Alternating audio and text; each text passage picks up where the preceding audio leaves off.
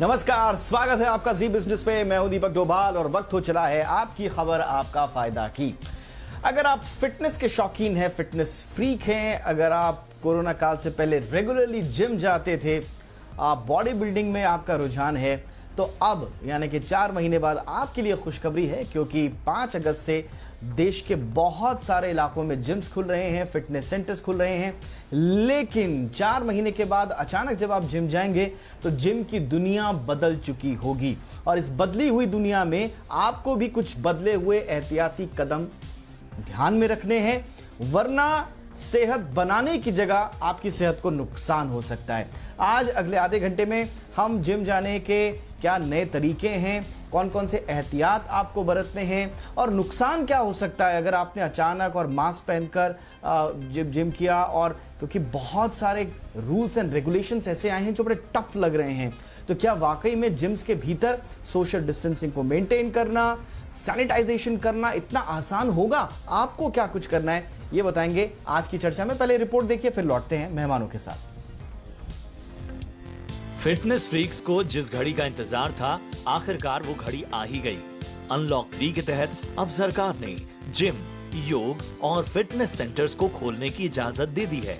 ये खबर fitness freaks और जिम मालिकों को राहत देने वाली है। लेकिन कोरोना काल में जिम जाने का तरीका पूरी तरह बदल गया है। अब आपको केंद्र की कड़ी शर्तों के साथ वर्कआउट करना होगा। स्वास्थ्य मंत्रालय की गाइडलाइंस के मुताबिक 65 साल के अधिक उम्र के लोग, प्रेग्नेंट महिलाएं और 10 साल से कम उम्र के बच्चे जिम नहीं जाएंगे। जिम में सोशल डिस्टेंसिंग का पालन जरूरी होगा। 2 लोगों के बीच कम से कम 6 फीट की दूरी रखनी होगी। जिम, योग सेंटर्स में फेस मास्क पहनना जरूरी होगा। हालांकि योग और एक्सरसाइज के दौरान मास्क लगाने से छूट मिलेगी। लोगों को बीच बीच में साबुन से हाथ धोना और सैनिटाइजर लगाना होगा। सभी को आरोग्य सेतु ऐप डाउनलोड करना होगा। जिम और योग सेंटर परिसर में थूकने पर मनाही है। अगर किसी में बीमारी के लक्षण दिखते हैं तो तुरंत इसकी जानकारी पास के हेल्थ सेंटर को देनी होगी।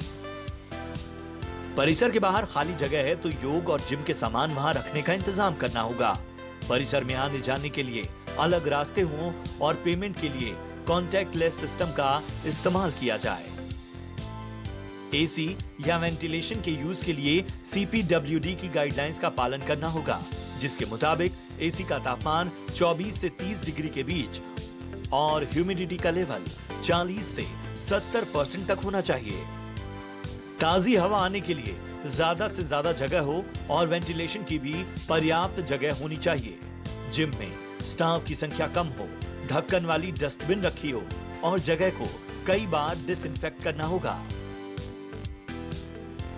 यह खबर जिम जाने वालों के लिए बड़ी राहत लेकर आई है, लेकिन जिम जाने वाले सभी लोगों को हमारी सलाह है कि उन्हें 4 महीने की कसर एक दिन में ही नहीं निकालनी है, क्योंकि 4 महीने के रेस्ट के बाद अचानक हैवी वर्कआउट जानलेवा हो सकता है।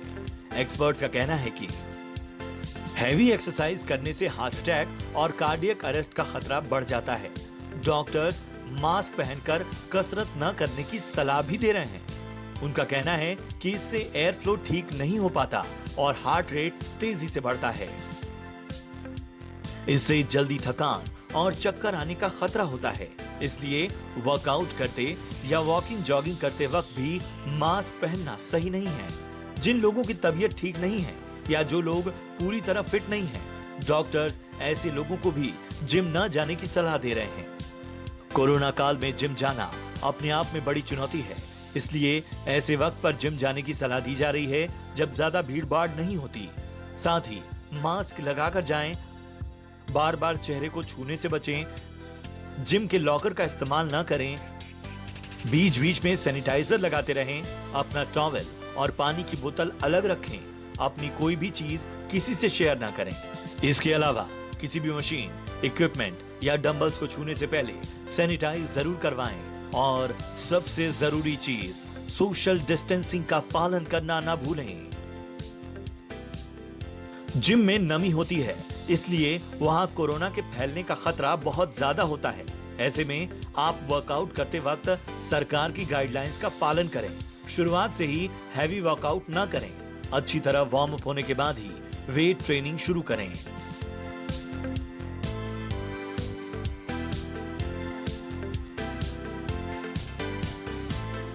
यहाँ एक बात बताना बेहद जरूरी है कि सरकार ने कुछ राज्यों और कंटेनमेंट जोन में आने वाले सभी योग सेंटर्स और जिम को बंद रखने का फैसला किया है। इनके साथ ही स्पा, स्टीम बाथ और स्विमिंग पूल को भी सरकार ने अनलॉक 3 में खोलने की इजाजत नहीं दी है। ब्यूरो रिपोर्ट, जी मीडिया। जी हाँ, तो जिम कीजिए जम के, लेकिन थोड़ा सा बच के। और बचने के लिए क्या क्या करना है आज आपको आधे घंटे में पूरा क्लियर कर देंगे। हमारे साथ दो बड़े खास मेहमान मौजूद हैं।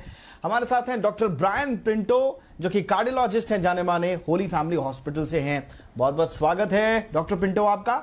और हमारे साथ हैं पारस गुप्ता जी, जो कि इंटरनेशनल बॉडी बिल्डिंग एथलीट हैं। बड़े सारे इन्होंने पदक जीते हैं अंतर्राष्ट्रीय और राष्ट्रीय स्तर पर, और फिलहाल सेक्रेटरी हैं दिल्ली जिम एसोसिएशन के, उत्तर प्रदेश जिम एसोसिएशन से भी जुड़े हुए हैं। पारस, बहुत बहुत स्वागत है आपका। चलिए पारस, आप ही से शुरू करते हैं। ये बताइए, मैं देख रहा था बड़े टफ रूल्स एंड रेगुलेशंस बनाए हैं, एसओपीज बड़ी टफ बनाई है जिम के लिए। आने जाने का रास्ता अलग होगा, सैनिटाइजेशन, वेंटिलेशन प्रॉपर होना चाहिए, है ना, ये सोशल डिस्टेंसिंग का मेंटेन आपको करना होगा। और एक जिम की जब हम कल्पना करते हैं तो ये गाइडलाइंस बड़ी टफ लगती हैं। तो फिर आप लोगों की तरफ से क्या तैयारियां हैं पारस? देखिए, जैसा कोरोना काल को देखते हुए जैसे ये एसओपी आया है, जैसे कि गाइडलाइन हमारी आई है, पहले के टाइम को देखते हुए, जो बिफोर कोरोना था जिम का, वो टाइम देखते हुए और इस टाइम को देखते हुए ज़मीन आसमान का अंतर है, मैं जानता हूँ। क्योंकि जिम एक ऐसा प्लेस है जहाँ सोशल डिस्टेंसिंग मेंटेन करना थोड़ा डिफ़िकल्ट है। हर बार लोग हर डंबल को टच करते हैं, ग्रिप आउट करते हैं, मशीन को टच करते हैं, उससे थोड़ा ग्रिप आउट करना इम्पॉसिबल है। पर कोरोना को देखते हुए मेरे ख्याल से, मेरे को तो नहीं लगता इम्पॉसिबल है। जहाँ तक कि 4-5 महीने से जो जिम इंडस्ट्रीज़ पूरी बंद पड़ी हुई थी, तो हम लोगों ने, जैसा कि जिम एसोसिएशन ने बोला था कि हम लोग गाइडेंस को फॉलो करेंगे, हमारे लिए एसओपी बनाई है, उस चीज़ को हम फॉलो करेंगे। तो उसी हिसाब से सोशल डिस्टेंस, तो देखो 2 गज की दूरी है ज़रूरी जिम के अंदर। जैसा कि आया है कि 5 फीट तक क्लाइंट्स रहने चाहिए, हर 6 फीट पे एक मशीन होनी चाहिए। देखो, हमारे जिम इंडस्ट्री में 2-3 तरीके के जिम होते हैं। एक बड़ा भी होता है, छोटा भी होता है, 150 गज का भी है, 500 गज का भी, 1000 गज का भी है। तो जो लोग बड़े एरिया के जो जिम है, उसमें तो सोशल डिस्टेंसिंग करना ईजी है, उसमें मशीन्स भी दूर ही रहती हैं। पर जो 150 गज का जिम है, उसमें डिफ़िकल्ट है ये सब गाइडलाइन को फॉलो करना।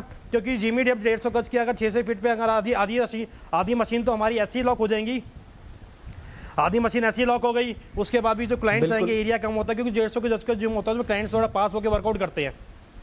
और हर बार मशीन को हर घंटे सैनिटाइज करना, मैं इम्पॉसिबल तो नहीं कहूँगा, हाँ थोड़ा सा डिफिकल्ट रहेगा जब ट्रेनर्स का थोड़ा माइंड जो है डाइवर्ट होता है उन चीज़ों के भी, इन सब चीज़ों को फॉलो करना। पर हाँ देखो जी, जिम इंडस्ट्री जैसे कि इतने टाइम से बंद पड़ी थी, तो लोगों को बहुत कष्ट झेलना पड़ रहा था, दिक्कत हो रही है। जिम इंडस्ट्री के जितने भी लोग थे, ट्रेनर्स थे, हेल्पर्स थे, जितने भी जो इस लाइन से जुड़े हुए थे। पर मेरे को तो नहीं लगता कि रोजी रोटी के लिए, बंदे के लिए ये सब चीज़ें फॉलो करना डिफिकल्ट है। हाँ, ये है कि हमारा डेली शेड्यूल स्टार्ट होगा जिम इंडस्ट्री के जितने भी लोग हैं। और लोगों को क्लाइंट है, जैसे 4-5 महीने से लोग घर पे बैठे हुए थे। और जिम इंडस्ट्री जो है लोगों का इम्यून सिस्टम बढ़ाती है, कम नहीं करती है। जैसे कि कहा जा रहा है कि कोरोना का जो है इम्यून सिस्टम जिसका स्ट्रॉन्ग रहेगा वो बचा रहेगा, है ना। तो वर्कआउट से इम्यून सिस्टम स्ट्रॉन्ग होता है, स्वेट आउट होता है, स्ट्रॉन्ग होता है, बॉडी डिटॉक्स होती है। हाँ, पर थोड़ा कहा जाता है कि हाँ भाई थोड़ा अनसेफ जिम, इसलिए थोड़ा सा बताऊंगा, इसलिए क्योंकि थोड़ा ड्रॉपलेट होती है। पर जैसे कि गाइडलाइंस और एसओपी आई है, उसके अंदर हम शील्ड का इस्तेमाल कर रहे हैं, मास्क का इस्तेमाल होगा, क्लाइंट्स का थोड़ा सोशल डिस्टेंसिंग का पालन किया जाएगा, एग्जिट और एंट्री पॉइंट अलग अलग होना चाहिए। हाँ, ये मास्क वाला जरा पूछ लेते हैं डॉक्टर साहब से, क्योंकि सबसे पहला सवाल मैं देख रहा हूं कि जो लोग भी पूछ रहे हैं वो यही पूछ रहे हैं कि भाई ये मास्क लगा के जिम करें तो करें कैसे, क्योंकि डॉक्टर्स तो इसकी थोड़ा सा मुझे लगता नहीं कि सलाह देंगे। डॉक्टर साहब हैं हमारे साथ, डॉक्टर पिंटो। पहला जो दिमाग में आता है कि भाई जिम के भीतर जाएंगे तो मास्क लगा के जाएंगे, अब अंदर इंटेंस वर्कआउट करना है, मास्क लगा के कैसे करेंगे? क्या हो पाएगा सर ये गाइडलाइंस आपको लगता है प्रैक्टिकली फॉलो हो पाएगी? एक प्रॉब्लम होने वाला है यहाँ पे, क्योंकि मास्क पहनते वक्त हेवी एक्सरसाइज करना थोड़ा सा मुझे नामुमकिन लगता है। क्योंकि जब आप एक N95 मास्क पहन लेगा तो उसमें आप देख लीजिए, हम तो पहनते हैं जब हम ऑपरेशन करते हैं, दूसरी चीज करते हैं, लेकिन बहुत सा डिफिकल्ट होता है। और अगर आप हेवी एक्सरसाइज करने गया N95 मास्क में, जिसमें वाल्व नहीं लगा हो चुका है, उसमें करना एक बहुत डिफिकल्ट पोजीशन है, प्रॉब्लम है, क्योंकि आपका कार्बन डाइऑक्साइड जो हम बोलते हैं, जो हम रेस्पिरेटरी सिस्टम से बाहर निकलते हैं, वो आपके मास्क में थोड़ा ट्रैप होके आपके भीतर फिर से चले जाएंगे, और उस टाइम पे आपको थोड़ी सी दिक्कत होंगी और चांसेस ऑफ प्रॉब्लम्स ज्यादा हो जाएगा। मैं ये कहना चाहता हूँ कि अभी भी जो लोग जिम नहीं कर रहे हैं और अभी चालू करने वाला है, तो उनको एक सलाह देना चाहता हूं मैं कि बहुत स्लोली, बहुत आहिस्ता से चालू कीजिए। पहले तो आउटडोर एक्सरसाइज थोड़ा कर लीजिए। आउटडोर एक्सरसाइजेस में जैसे पार्क में है, बीच पे है, थोड़ा आप उससे चालू कर दीजिए पहला, जिससे आप थोड़ा फिटनेस लेवल इंप्रूव कर लीजिए, क्योंकि डायरेक्टली आप जाएंगे उसके लिए तो चांसेस ऑफ हार्ट अटैक, और जो हम बोलते हैं, जिसका हम प्राइमरी मेंबर हो, ये आई केयर जो हमने चालू किया है, जिससे हम सडन कार्डियक डेथ के पेशेंट्स को रास्ते पे भी कुछ करने के लिए हम लोग चाहते हैं, क्योंकि ये अभी वापस बैक फुट पे चले गया है। तो ये करने के लिए हमको पब्लिक को वार्न करना है कि हेवी एक्सरसाइज के टाइम पे, स्पेशली लॉकडाउन के बाद में, हार्ट अटैक और सडन कार्डियक डेथ की चांसेस बेहतरीन ज्यादा होता है। तो आराम से चालू कीजिए। सर्जिकल मास्क वापर सकते हैं आउटडोर एक्टिविटीज के लिए। इन द जिम शायद N95 मास्क की जरूरी पड़ेंगे, क्योंकि सर्जिकल मास्क से फिर भी एयर एस्केप होता है, और जब आप बहुत कठिन एक्सरसाइज करना जाता है तो उस टाइम पे काफी दिक्कत आ सकते हैं। जो एयर आप ब्रीद आउट करते हैं, अगर आपको कोरोना है और आप शायद इवन एसिम्प्टोमेटिक है, तो कैसा मालूम पड़ेगा। तो ये एक प्रॉब्लम है मुझे जो लगता है। बाकी का चीज जो पारस ने बताया है वो थोड़ा दिक्कत है। ठीक है, इसको इस पे अभी और, हाँ सर, इस पे और मंथन करते हैं, अभी कुछ रास्ता भी निकालेंगे। और मुझे लगता है कि पारस गुप्ता तो सेक्रेटरी हैं दिल्ली जिम एसोसिएशन के, तो उन्होंने सोचा भी होगा। पारस, अब जैसे अब वेंटिलेशन का एक बेसिक है, चलिए मास्क वाली बात भी है पारस, अब जैसे वेंटिलेशन है, अब हमने देखा है कि जिम जहां पर भी होते हैं बड़े क्लोज्ड एरिया में होते हैं, और क्योंकि वहां पे एसी भी चलना होता है, बिल्कुल जैम पैक्ड होते हैं। तो इस बारे में कुछ सोचा आप लोगों ने? बिल्कुल सही आप कह रहे थे कि रोजी रोटी से जुड़ा हुआ मसला है बहुत सारे लोगों के लिए, लेकिन इसको खोलने के लिए कुछ आप लोगों ने भी सोचा है कि गाइडलाइंस को हम इंप्लीमेंट करने के लिए क्या क्या करेंगे? ठीक है, जैसा कि डॉक्टर साहब ने अभी बोला कि N95 का मास्क पहन के जैसे हम नॉर्मल लाइफ जीते हैं वो पहनना मुश्किल हो जाता है। जैसे कि तो वर्कआउट करना कितना मुश्किल होगा। डॉक्टर साहब मैं ये बताना चाहूँगा, देखो जैसे कि जब क्लाइंट हमारे पास first day as a beginning आता है तो वो हिसाब से वर्कआउट नहीं कर पाता, जो हमारा 3 महीने वाला क्लाइंट करता है, तो उसको धीरे धीरे हमें हैबिट डालनी पड़ती है। तो इसी बात में मैं मास्क के बारे में कहना चाहूँगा कि क्लाइंट हमारे मास्क पहन के आएंगे, उन्हें हैबिट में लाना पड़ेगा और धीरे धीरे उनका स्टेमिना उस हिसाब से बिल्डअप होगा। जैसे कि आपने कहा कि लॉकडाउन में लोग घर पे रहे, रेस्ट पे रहे, उस हिसाब से उतना स्टेमिना नहीं होगा। तो जो ट्रेनर्स होंगे, जो well trained, well certified trainers होंगे, वो उसी हिसाब से वर्कआउट कराया जाएगा, वो उसी हिसाब से उसको वर्कआउट कराएंगे, एज अ बिगिनर ही कराएंगे सबको, और उसी हिसाब से धीरे धीरे स्टेमिना बढ़ेगा। धीरे धीरे जब हमारा स्टेमिना बढ़ेगा तो धीरे धीरे हमारी N95 मास्क हो, सील्ड हो, उन सबकी हमारी आदत बन जाएगी। हाँ जी, और धीरे से चालू कर लीजिए, जैसा कि और ये भी कर लीजिए। हाँ बताइए। जैसा कि वेंटिलेशन के बारे में, हाँ, और एक साथ में बहुत जन को इकट्ठा मत कर लीजिए।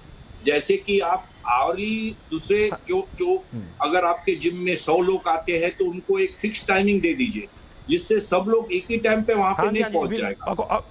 वो बहुत महत्व की कहना है कि जब हम कम करेंगे लोग एक साथ में, तो चांसेस कोरोना स्प्रेड होने का कम होता है। डॉक्टर पारस, ये लोगों को कैसे मैनेज करेंगे? क्योंकि एक तरफ जिम में आपको ज्यादा से ज्यादा क्लाइंट चाहिए पारस। हाँ सुन लीजिए पारस, तो आपको क्लाइंट्स भी, जाहिर सी बात है एक जिम चलाने के लिए आपको क्लाइंट्स चाहिए होते हैं, लेकिन अब आपको थोड़ा सा वो क्लाइंट्स कम करने पड़ेंगे या उनको टाइमिंग में बांधना पड़ेगा, जिम के खर्चे वगैरह बढ़ जाएंगे। उस मोर्चे पर कैसे आप कोप अप करेंगे पारस? हाँ ठीक है, ये एक हमारा मेन पॉइंट है, बहुत इंपॉर्टेंट पॉइंट है आपने कहा, जो ये बहुत मेन पॉइंट है। जैसा कि हमारे खर्चे अब जो बढ़ जाएंगे, जैसे कि जिम में जैसे क्लब्स है, किसी किसी में ग्रुप एक्टिविटीज़ होती हैं, ग्रुप एक्टिविटीज़ को मिनिमाइज़ कर दिया जाएगा, क्लोज कर दिया जाएगा, क्योंकि ग्रुप एक्टिविटीज़ में भीड़ बहुत ज़्यादा होती है, तो हम वहाँ पे सोशल डिस्टेंसिंग मेंटेन नहीं कर सकते इस हॉल के अंदर, तो वो मिनिमाइज़ कर दी जाएगी। तो यहाँ तक जो है खर्चे वो भी कम हो जाएंगे। वहाँ पर जो सैनिटाइजेशन का खर्चा, जो भी सैनिटाइज का खर्चा हो जाएगा, मास्क का, शील्ड का खर्चा हमारे लिए बढ़ जाएगा। पर जैसा कि सबको पता है कोरोना काल चल रहा है, अभी लोगों के अंदर से डर खत्म नहीं हुआ है, थोड़ा बहुत डर लोगों के दिमाग में अभी भी है, फिर भी पहले से लेके डर अभी तक कम हो गया है लोगों के अंदर। जैसा कि केसेस कम होते जा रहे हैं, और दिल्ली में आपने देखा कल भी 10,000 केस आए थे सिर्फ, तो उस हिसाब से केस कम हुए हैं, तो लोगों का डर भी खत्म हो गया है। तो इस हिसाब से जैसे कि हम स्लॉट्स मेंटेन करेंगे अपने जिम्स के अंदर, ऐसा नहीं है कि जैसा मान लीजिए एरिया वाइज हमारे अंदर हम गाइडलाइंस बनाएंगे, उसी हिसाब से स्लॉट्स मेंटेन करेंगे। जैसे कि अगर एक टाइम में हमारे पास 1 घंटे के अंदर हम मिनिमम जो सेशन है 45 मिनट्स टू 1 आवर का रखेंगे, इससे ऊपर का सेशन नहीं रखेंगे। और इस सेशन के अंदर एक स्लॉट के बीच में हम एक स्लॉट में कम से कम, अगर हमारे पास ये मान लीजिए 25 पीपल आते थे, तो हम सिर्फ 7 to 8 पीपल ही अलाउड करेंगे। वो जैसे भी, और जैसा कि लोगों के अंदर डर अभी है, बाकी है, तो लोग खुद ब खुद कम आएंगे। लोग अभी जो लोग जाएंगे जिम के अंदर, उनको भी देखेंगे कि हाँ भाई जो जा रहे हैं वो अच्छा कर रहे हैं, अच्छा वर्कआउट हो रहा है, तो उनको कोई प्रॉब्लम नहीं, तो और लोग आएंगे। और जैसे ही गाइडलाइन में ये भी आया है कि बिफोर वर्कआउट हम थर्मोमीटर से टेम्परेचर चेक किया जाएगा, और आफ्टर वर्कआउट ऑक्सीजन मीटर से ऑक्सीजन भी की जाएगी। तो हम पूरा सेफ्टी मेजर पूरा लेके चलेंगे, बीपी प्रॉब्लम का पूरा हर चीज मेंटेन करके चलेंगे, और ट्रेनर भी इन चीज का पूरा ख्याल रखेगा। तो जिम खुल रहे हैं देश के बहुत सारे इलाकों में, कल से फिटनेस सेंटर्स खुल रहे हैं, लेकिन एहतियातन आपको क्या क्या कदम उठाने हैं इस पर हम कर रहे हैं चर्चा। डॉक्टर पिंटू, एक जो थोड़ा सा जो मेरे मन में है, जो शक कहे या सवाल कहे या क्वेरी कहें, कि जिम के अंदर जब हम जाते हैं तो फिर डंबल्स पे हाथ लगाते, बार बार आपको डंबल्स उठाने होंगे, रॉड्स उठानी होगी, मशीनों पे हाथ लगेगा। एक जिम के कर्मचारी के लिए कितना ये डिफिकल्ट होगा कि बार बार उस जगह को सैनिटाइज करना, थोड़ा ये कैसे हो पाएगा सर मुमकिन? वो हो पाएगा, लेकिन डिफिकल्ट तो होगा ही। एक चीज तो जो पारस ने बताया कि हम अभी जैसे हम 25 कैंडिडेट को लेके आते थे एक ही टाइम पे, उसको शायद हाफ या 1/3 करना पड़ेगा, सोशल डिस्टेंसिंग मेंटेन करना पड़ेगा। उसके बाद में जैसे आपने क्रॉस ट्रेनर पे गए या डंबल्स पे गए या स्ट्रेस टेस्ट मशीन पे गए, तो उस समय आपको जरूर उस चीज को सैनिटाइज करना पड़ेगा, नहीं तो वो स्प्रेड, कोरोना होने का स्प्रेड ज्यादा हो जाएगा। वो तो हम सोशल डिस्टेंसिंग और सैनिटाइजिंग तो हमको करना ही पड़ेगा। सेकेंडली, मैं ये भी बताना चाहता हूँ इस टाइम पे कि हर जिम में एक डिफिब्रिलेटर होना चाहिए, जिससे जब कोई किसी को भी, और ये तो कोई किसी को भी हो सकता है, बुढ़े को भी हो सकता है और जवान को भी हो सकता है, इसको हम बोलते हैं sudden cardiac death. Heart attack नहीं, लेकिन सडन कार्डियक डेथ। ये मैंडेटरी है हर वेस्टर्न कंट्री में या डेवलप्ड वर्ल्ड में, मैंडेटरी है कि हर जिम में एक डिफिब्रिलेटर होना चाहिए। और जो भी ट्रेनर्स है वो उनका जानकारी होना चाहिए कि कैसे हम कार्डियक अरेस्ट को रिससिटेट करेंगे। वो बहुत सा, हम ये आई केयर प्रोग्राम में हम सब लोग को ट्रेन करते हैं। तो हम आपके ट्रेनर्स लोग को, अगर आप उनका नंबर दे देंगे बाद में, तो मैं नंबर दे दूंगा आपसे, जिससे वो कांटेक्ट कर सकेंगे और ये ट्रेनिंग भी ले सकता है, जिससे किसी को भी ये कार्डियक अरेस्ट हो गया जिम में, जैसा आप देखते हैं पेपर में, ये जवान किसी ने कोलैप्स हुआ वो जॉगिंग करते समय, ये कोलैप्स हुआ जिम में और नहीं रिससिटेट, ये नहीं होना चाहिए। ये बहुत महत्व की चीज है और ये वैसा चलना चाहिए। बिल्कुल बिल्कुल बिल्कुल। और हम उम्मीद करते हैं कि हमारे जितने भी जिम ट्रेनर्स हैं, और पारस गुप्ता तो सेक्रेटरी हैं एसोसिएशन के जिम के, तो उनकी देखरेख में, उनके नेतृत्व में बिल्कुल एसओपीज का कड़ाई से पालन होगा और लोगों की सुरक्षा का और सेहत का पूरा ध्यान रखा जाएगा। लेकिन पारस, जो मैं सवाल पूछ रहा था कि बार बार डंबल वगैरह को सैनिटाइज करना, रॉड्स को सैनिटाइज करना, मशीन पे हाथ लग जाता है, ये कितना मुश्किल होगा आप लोगों के लिए? हाँ, जैसा कि डॉक्टर साहब बोल रहे थे, थोड़ा डिफिकल्ट है जिम में मेंटेन करना। मैं आपको बता दूं, जैसा कि हम लोगों ने भी डिसाइड करा है, हम जिम के अंदर जैसे बेंच वाइज होता है, मशीन वाइज होता है, हम मार्किंग भी करे जाएंगे, क्योंकि एक मल्टीपल बेंच होते हैं जिम के अंदर जो मूवेबल होते हैं, इधर भी जा सकते हैं उधर भी जा सकते हैं। पर इस बार हम लोग क्या करने वाले हैं, हम सारी चीज़ों को फिक्स करने वाले हैं, मार्किंग के हिसाब से, टेपिंग के हिसाब से हम उसको फिक्स कर देंगे कि अगर एक क्लाइंट आया है तो एक बेंच पे ही वो 1 आवर वर्कआउट करेगा, जितना पॉसिबल है उधर एक ही जगह रहे और एक ही जगह वर्कआउट करे पॉसिबल के हिसाब से। और जैसे कि वो वर्कआउट करके जाएगा तो हम सैनिटाइज करेंगे, है ना। इससे जो है हमारी जो दूरियां भी बनी रहेगी, 2 गज की दूरी है जरूरी, जैसे कि कहा जाता है, दूरी भी बनी रहेगी, फिक्स भी रहेगा, एक लाइन इधर से उधर नहीं जाएगा। और जैसे डंबल के बारे में कहा गया, डॉक्टर साहब बोल रहे डंबल को बार बार टच करेंगे, तो हम हर बार कोशिश करेंगे हर एक घंटे बाद क्लाइंट जाने के स्लॉट खत्म होने के बाद सैनिटाइज होगा। और जैसे कि जब क्लाइंट्स जिम के अंदर आएंगे तो हाथ सैनिटाइज करके आएंगे, टेम्परेचर भी चेक किया जाएगा। तो थोड़ा बहुत हम लोग प्रिकॉशन यहाँ से आ जाएगा, सैनिटाइज करके आएंगे तो बैक्टीरिया फ्री हाथ भी हो जाएंगे, बैक्टीरिया फ्री हाथ हो जाएंगे। और जो हम डंबल वगैरह में हर बार सैनिटाइज करेंगे तो उस चीज से हम बचेंगे, इन सब चीज़ें। और जैसा कि डॉक्टर साहब ने कहा कार्डियक अरेस्ट के बारे में कहा, जैसे कि जो हमारे सर्टिफाइड ट्रेनर्स होते हैं, जितने भी ट्रेनर्स होते हैं सर्टिफाइड, उनको रेड क्रॉस की प्रैक्टिस कराई जाती है, कार्डियक अरेस्ट की फैसिलिटी कराई जाती है, उनको बताया जाता है, प्रैक्टिस कराई जाती है। तो इसलिए उन्होंने सही कहा डॉक्टर साहब ने कि उनको, क्योंकि इस वक्त थोड़ा पॉसिबल है, चांसेस है, अगर जैसा डॉक्टर साहब बोल रहे हैं, पर अकॉर्डिंग जैसा वर्कआउट करने आएंगे लोग, हम बिगिनिंग के हिसाब से कराएंगे और धीरे धीरे मास्क के साथ भी लोगों को आदत होती चली जाएगी और आदत बढ़ती चली जाएगी। तो मेरे ख्याल से यहाँ चांसेस कम हो जाते हैं। और जो लोग वर्कआउट अच्छा पहले से करते हुए आ रहे हैं, अभी वही लोग जिम में आएंगे जो सर्टिफाइड जो जी हाँ पारस भाई, ये जो सर्टिफाइड जो ट्रेनर्स होते हैं उनको तो ट्रेनिंग होती है, ये मेरा पर्सनल एक्सपीरियंस भी है कि वाकई में वो बड़े ट्रेंड लोग होते हैं। लेकिन पारस भाई प्रॉब्लम ये होती है ज्यादातर जिम जो है वो पैसे वैसे बचाने के लिए बिना सर्टिफाइड, हाँ वो बिल्कुल वो बिना सर्टिफाइड जो ट्रेनर्स होते हैं, नॉन सर्टिफाइड सर्टिफाइड ट्रेनर्स जो होते हैं उनको रख लेते हैं, तो वहां बड़ी दिक्कत आ जाती है। नहीं, आजकल तो जितने भी ट्रेनर्स जो जिमों में दिए जा रहे हैं विदाउट सर्टिफिकेशन तो जिम में रखते ही नहीं है। हर बार आजकल सर्टिफिकेशन का इतना इंस्टीट्यूट्स है, लोग सर्टिफिकेशन होके ही जिमों में आ रहे हैं और उनको प्रैक्टिस कराई जाती है। मैंने पर्सनली खुद कराया, मुझे भी पहले जब जिस टाइम में मैंने करा था 10 साल पहले, उस टाइम मेरे को भी प्रैक्टिस कराई गई थी। तो मैं 10 साल पहले की बात कर रहा हूँ और 10 साल में अब तो बहुत जमीन आसमान का अंतर है। गुड। चलिए अब हम जरा शो के एंड की तरफ चल गए हैं। अब मैं थोड़ा सा 2 चीजों पे फोकस करूंगा। एक तो हम जिम के विकल्प, और पारस से तो हम ये भी समझेंगे कि प्री वर्कआउट या जिम आने से पहले आप ऐसा क्या करें कि अचानक से आपके हार्ट्स पर या आपके ऑर्गन्स पर एकदम से प्रेशर ना पड़े, वो मैं पारस से पूछूंगा। लेकिन डॉक्टर पिंटू से मैं ये पूछूंगा कि फिलहाल हमारे पास जिम जाने के लिए क्या क्या तैयारियां एक आदमी को करनी चाहिए, क्योंकि आज हम फोकस जिम जाने पे कर रहे हैं। डॉक्टर साहब, एक चीज है, अगर आप बहुत बुढ़े हैं, जैसे आप 60 के ऊपर आ गया, तो आपको जिम जाना नहीं चाहिए इस स्टेज पे। अगर आप बहुत यंग भी है, 15 के नीचे या 18 के नीचे एकदम यंग है, तो नहीं जाना चाहिए। सेकेंडली, अगर आपको कोई भी सर्दी, खांसी, बुखार या कोई भी सिम्टम है या आप अच्छा नहीं फील कर रहा है, तो नहीं जाना चाहिए। प्रीवियस रात को अगर आप बहुत लेट बाहर गए, कोई भी अल्कोहल या कोई भी कुछ ऐसा, आप सोए 2 बजे, तो 5 बजे 6 बजे आप जिम में नहीं पहुंचना चाहिए। उस दिन आप छोड़ दीजिए या शाम को कर लीजिए। जब आप चालू करते हैं जिम, तो आप देख लीजिए कि आपका जो भी पर्सनल, आपका मास्क, आपका सैनिटाइजर सब आपके पास में, आपके बैग में है।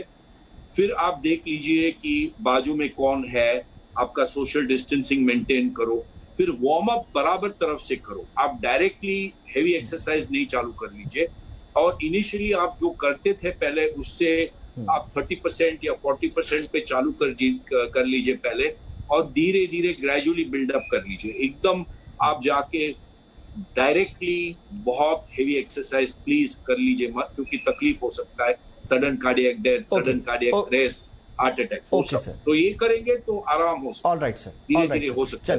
पारस, हाँ पारस, प्री वर्कआउट क्या तैयारी करके आए? जैसा कि डॉक्टर साहब कह, जी देखो, मैं तो सजेस्ट अभी ऐसे नहीं करूंगा कि अगर जिम अगर कल से ज्वाइन कर रहे हैं तो कल से ही प्री वर्कआउट लेकर आ जाए या फिर प्रोटीन लेकर आ जाए या सब करते सप्लीमेंट लेना चालू कर रहे हैं, क्योंकि सप्लीमेंटेशन लेने का भी एक लेवल होता है। I am not talking about body building और एथलीट जो घर पे ही वर्कआउट कर रहे होंगे थोड़ा थोड़ा और सप्लीमेंटेशन ले रहे होंगे। आई एम टॉकिंग अबाउट जो फिटनेस से सिर्फ फिटनेस के लिए आना चाह रहे हैं जिम में, है ना। मैं उनको ये नहीं बोलूंगा कि हाँ भाई सजेस्ट करूंगा कि सीधा सप्लीमेंटेशन पे आ जाए, धीरे धीरे आप जिम ज्वाइन करें।